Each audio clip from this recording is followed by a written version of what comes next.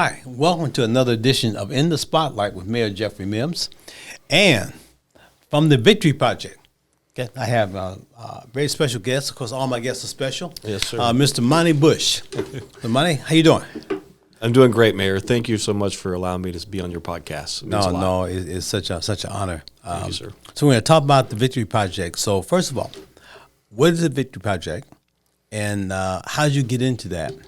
I know you have a former life being a police officer. Yes, sir. So talk about that transition and why did you make this transition, and what kind of things are happening to improve the quality of life of the young people that you work with.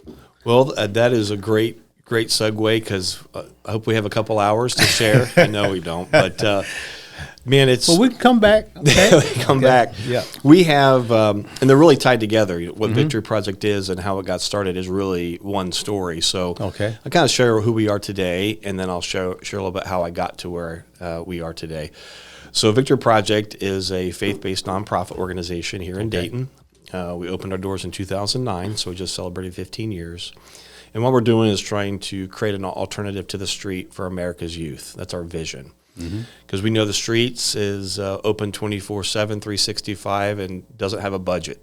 Right. So that's our competition. We have we have a lot of intensity and intentionality in the program to attract young men to seek out a different life than what they may be exposed to.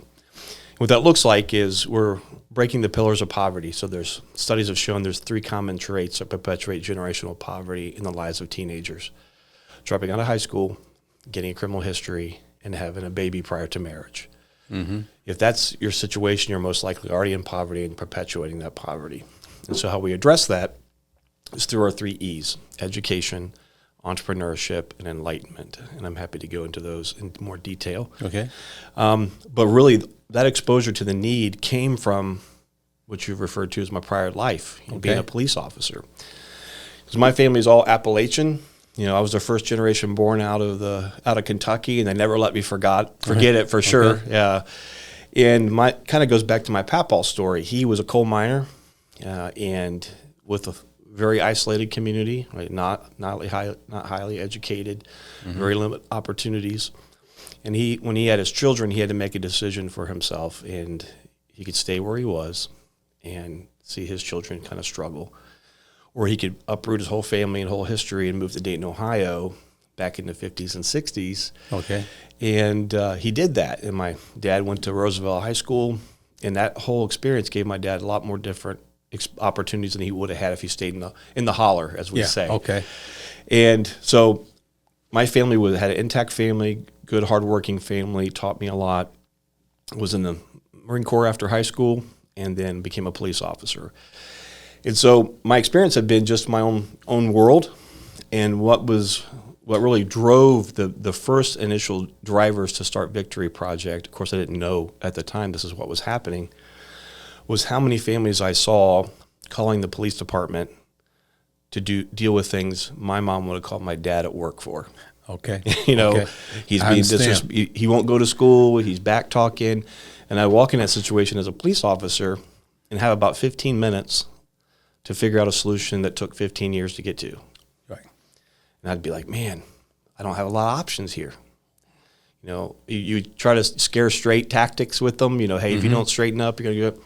But it didn't work. And then inevitably I would see those same young men go from behavior issues, and a couple years later I'd catch them in a stolen car. A couple years later I'd catch them with a gun. And I'd be like, if there had been some help along the way to that family, I know that young man wouldn't be in that position today, because I'd see those desperation on those mothers' faces and grandmothers' faces. They kind of knew that it was going. But then when I looked around the community, there wasn't a lot of, obvious support. Of course, there are some out there. Right. So I left law enforcement and went actually the corporate community for a while doing security consulting work. But that desire to be an alternative to those young men and those families never left me and continued to grow. And I remember telling my wife, I think we're supposed to start a ministry or a mission, and that's all I really knew. But then that was the essence to start Victory Project, was seeing a specific need and come up with specific solutions. Yeah. Man, I mean, that's tremendous. And for those who have not had the opportunity to go and visit, talk with some of the young people and see what's happening from their perspective, see how they feel.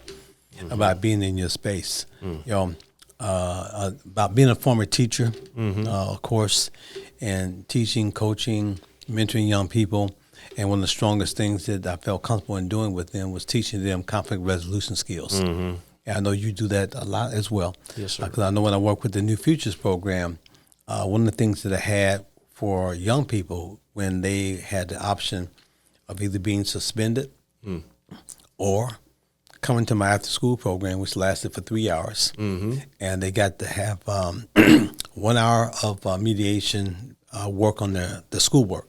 Okay. 1 hour of conflict resolution skills, which were being taught by our police. You know, they volunteered to come in and do that work with me as well. And then the other hour they had to spend with the custodians, cleaning up inside and outside the school building. Yeah. And the parents were really happy about them having that option because many times they just didn't want their child out of school. Yeah. You know, for 3 weeks or 2 weeks or even a week, if you will. And so everybody was happy going through that process. Plus, we also had the opportunity of feeding them dinner. Yeah. Again, making a very positive program. What you're doing now fills such a void in this community. And I just wanted to say this here on air so everybody can see and hear me sharing this information with you. Because as you talked about the pitfalls that our young people have, and many of them fall into these traps, and they don't know that they're falling into these traps. Yes, sir. You know, because they're doing certain types of things, and who they're hanging out with. Because I always tell young people, you know, it's like if you hang around with frogs, you're gonna jump like a frog. You're gonna do those kinds of situations. What makes the difference in your head and your heart when you see a young person that you know is either on their way to trouble or in trouble, and when you see them change, one, their attitude, two, you create a safe space, if you will, for them to interact, and they have chores that they do in your space as well. So let's talk about that just for a bit. Okay? Yeah, I think that's key. What you're describing is creating a safe space, an alternative experience for them. Yep. And that's what we try to do. And I talked about how the street's always open, and that's the intensity of our program. We're open 6 days a week. We're open year-round. We're open till evening hours. Even holidays we're open because we say the streets don't close. Right. So when the schools are closed, and I think that's when they need even more of a place to go because they have a lot of time on their hands. And so I heard that a lot from our families we interviewed before I started VP. They would say, I want a place for my son to go. I'm trying to go back to school to help my own situation or pick up a second job. I'm afraid to do that because he'll be home even more by himself. And then I talked to kids before we opened VP, and they'd say, like, I'm looking for a job. I want to do better in school. I want a new group of friends. And so VP is kind of, through our programming, have provided those, have our own small business where the guys can go to work and make money. We just issued 72 W-2s this year to all of our students. Okay. They're all working. Okay. And so, and they come voluntarily, which tells you about that's their character. They're looking for an alternative. So I think to get to the point we are today, it took a lot of front end work to build that trust, because that's what you're talking about is you create a space at that school to create trust that they're willing to listen because you've earned the opportunity to speak in their lives. And we have actually called an engagement solution. And I think this is important no matter if you have an organization or a business or running a city like you are. It takes, before you can really speak into people's lives, you have to work, the front end work has to be done. And so our solution is authenticity, consistency, and proximity create opportunity. Okay. If I'm authentic, I'm consistent, and I'm physical close proximity to you, over time, I'll earn the opportunity to speak. And so when that front end work has been done, when we talk to these boys about their attitude or grades or decisions they're making, they may not like what we're saying, but they know it's coming from love. Right. Accountability is a love language. So that's what we do. Well, we have classes and programming every day. Most of the life change happens in what we call the unscripted moments. Yeah. There's time when you have classroom and things like that, but it's really the the time of, hey, we're sitting down for dinner or playing basketball or playing video games. You can really start to build that relationship. And then once they trust you and you put all that work in, they're more willing to, listen and respect what you're saying. Well, you're also like a life coach, if you will, from what you explained. And you work with young people from all over the region, all over the area. So it's not just kids, for example, in Dayton Public Schools. Talk about just some of the schools that are involved in that program. Yeah, vast majority of our kids come from DPS for sure, but we have charter school kids. We have kids from Mad River Township or Mad River School System. We have Huber Heights, kids from Huber Heights.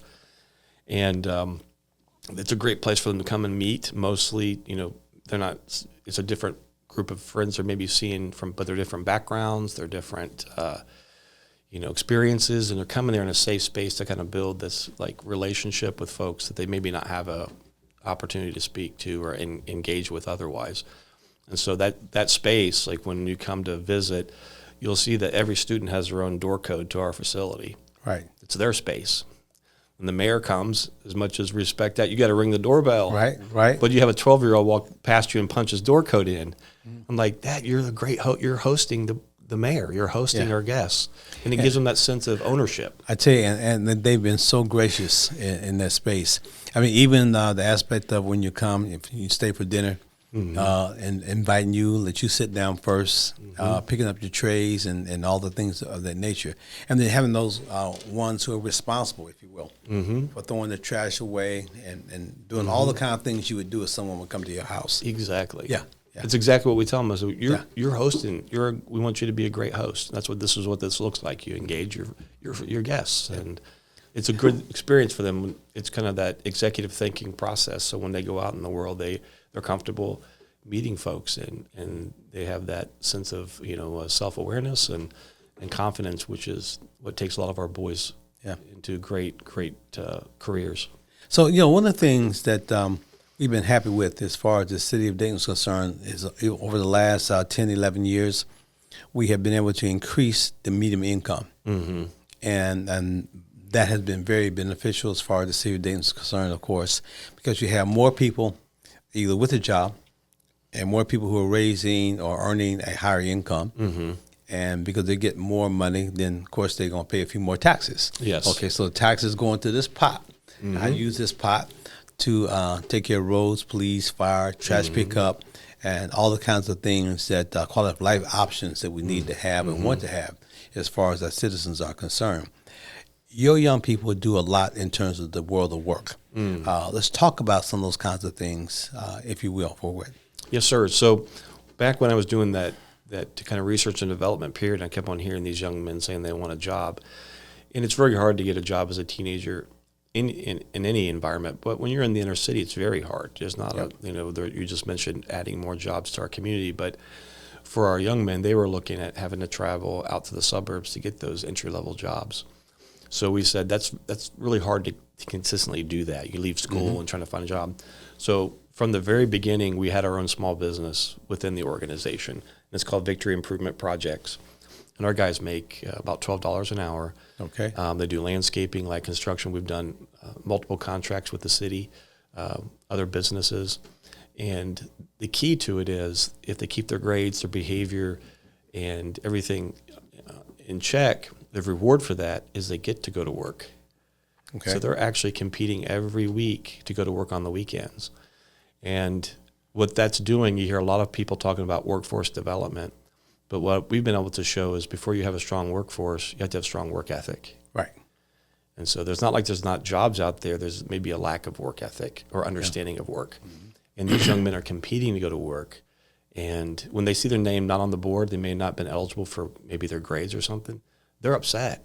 Yeah. I'm not going to work. Yeah. And you're like, that's the mindset we want you to have, that when you leave VP and you graduate high school, if you see work as a reward, no matter what industry you go into, you're going to be sought after, hired, promoted, recruited. And that's where we see our young men. And they actually are, because the program is voluntary, so they're voluntarily coming to the program. And they're voluntarily competing to go to work. So it tells you their character. Right. And it's incredible to see. They get their paycheck. They get to see where the taxes go. And they get a chance to, lots of times we'll say, We'll go through the paycheck with them, and then when we get to here's what you made, $100, $80, what are you going to do with that? 9 times out of 10, the kids will say, I'm buying something for my mom. Okay. And you're saying, see, that's already in you. We believe God's put that in you.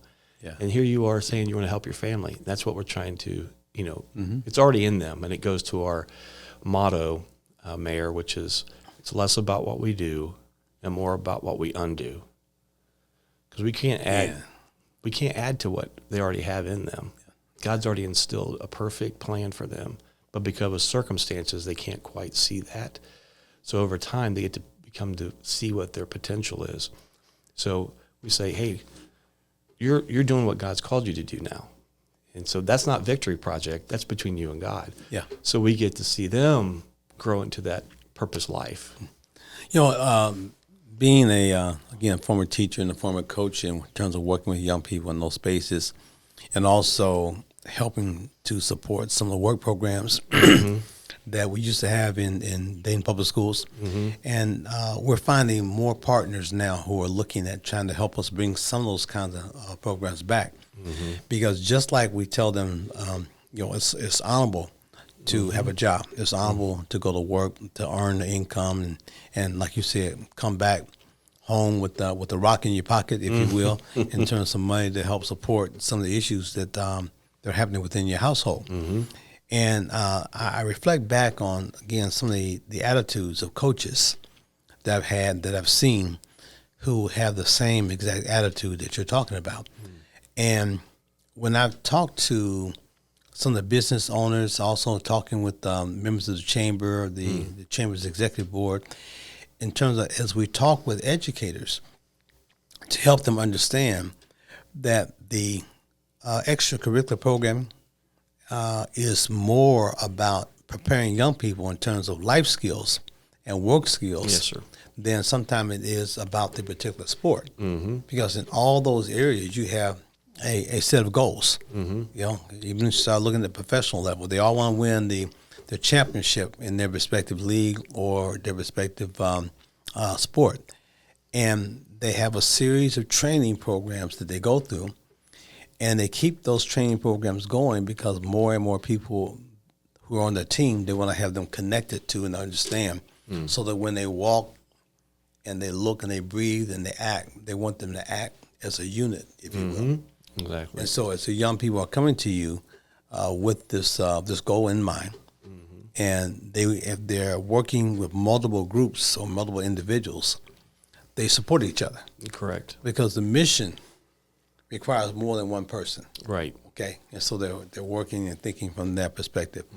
What types of things do you do that help to either incentivize or stimulate or motivate, keep young people moving in those spaces to accomplish the goals and objectives that you have in your program? Yeah, it's a great question.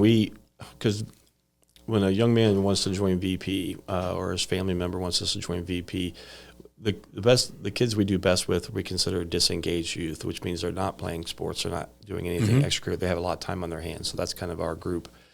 And so from the very beginning, when they come in, because they'll get a tour and an interview for not by staff but by current students. Okay, right. So, see, you got a team. You got some teammates. They're looking to win the championship, so they're going to go out and try to recruit for you, trying to find some additional players. Exactly. Okay. Exactly. I like that concept. Exactly. Okay. And even when I hire a staff member, for our executive director, for example, he's retired colonel from the Air Force, got 3 master's degrees. Okay. Before I hired him, he had to pass the interview with the students. Okay. And so he said that's one of the best interviews I had because these guys can look right into you and say, "Why do you want to work here?" And all those like fast talk you learn, it's like goes out the door. These kids know what your intentions are. And so we try to create an environment where they have a lot of responsibility and authority, and that builds self-respect and purpose. And so that's from the very beginning, that's kind of we set the stage. And even not just the job we have, but we have team captains, that's assistants to the program director, that's a paid position as well by students. And they're actually helping teach some of the classes. They're issuing chores.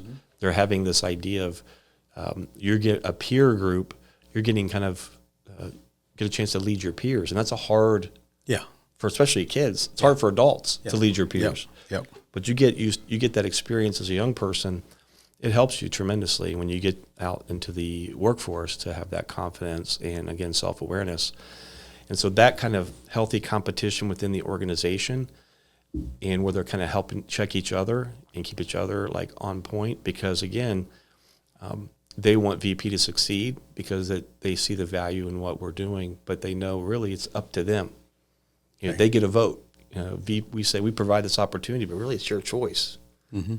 And we don't take government funding. And one of the things we tell our guys is, there's no per diem here. Like we don't need you here, but we want you here. Okay. And so there's that idea of like, this is an opportunity for you, and we want you to take full advantage of it. So that whole kind of idea of this is our space, we have a lot of authority and responsibility, is kind of what you described as that team. They're really driving VP success because of the choices they're making. Mm-hmm. And I think they see that. Okay. You know, we have begun to have conversations about some of the challenges that we have as far as the city of Dayton is concerned. Mm. And as mayor, not just because of my educational background in terms of teaching, coaching, and the like, but the aspect of being a mayor, one of the things that I am so tickled with, you know, for lack of another word, is the people. Mm. You know, the people that have in this city, and clearly, especially little people. Because I say the issue with our young people, as a mayor, if you want to have good citizens, you have to find a way to grow them. Mm-hmm. And so the types of programs that we're trying to find ways, like yours, if you will, find ways to increase those, support those, multiply them in any way, shape, or form that we can, makes a big difference for us. Maybe not right now, but 5 years later, 10 years later, 20 years later, moving in those spaces.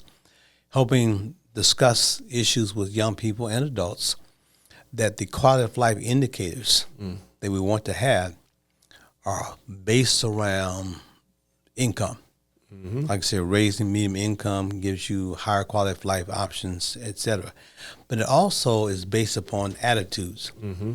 What's your self-value concept, you know, as an individual, as a young person, and how do they figure out how to identify what their self-values are?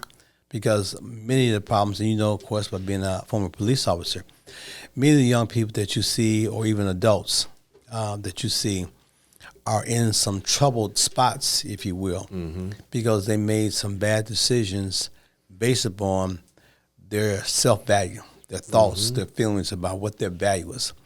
No one cares about me, so they don't care if I go do this, or I care if I do that, et cetera. Yep. Or they find themselves in a position where they do wake up and realize that they want to have a higher quality of life, but they're not sure of their self-value, their skill set, how they can make those things happen on a legal basis. Right. So, you know, just talk about that for me. I know we got about 5 or 6 minutes left. Okay. But yeah. Well, I think you identified something really important. We see, and it goes back to my law enforcement days, none of those families that I end up, you know, arresting their children for down the road, none of them started out being gangsters and robbers. Right. They had all this amazing potential, and they still can correct it in most cases now if they've unfortunately lost their lives. But trying to get them, and I've really kind of taken what VP does, and I boiled it down to this specific example. You have to give these boys something to lose. Because they think they're making these crazy decisions because they feel like they have nothing to lose. Right. And we say, you have a ton to lose. You have so much potential and opportunity that you can't quite see yet. That's the undoing part of VP, to help them understand their potential. And by giving them a space where they're competing to become part of that, and they're competing to stay there, it starts to bring out some of those self-worth values that I want to be here. Yeah. And I have a vote. Like when like what we say, the cost of membership for our students is these 3 things: a positive attitude, an honest effort, and consistency.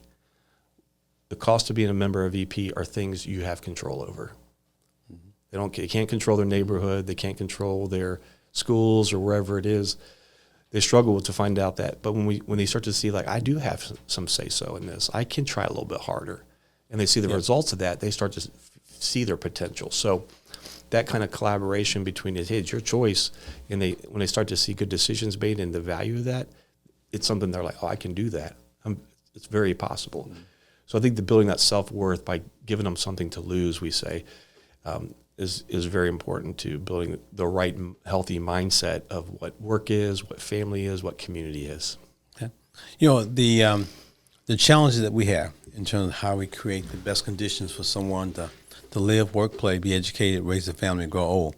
Again, my passion as far as the city of Dayton is concerned, it's led us to look at the things that interrupt that, the things that challenge that. And we looked at violence, you know, unfortunately, some of the youth violence situations that we have. And before I go any further, I want to say how much I really appreciate you being a member of this committee, this team, to work on how we can find this violence interruption process and minimize those negative situations and create more of an opportunity for everyone in this community to experience the aspect of peace. And I'm glad you signed on for that. I clearly need your expertise. But if you will, just for a bit, talk about why that's so important to you and why you are happy to be a functioning member of this committee, this team.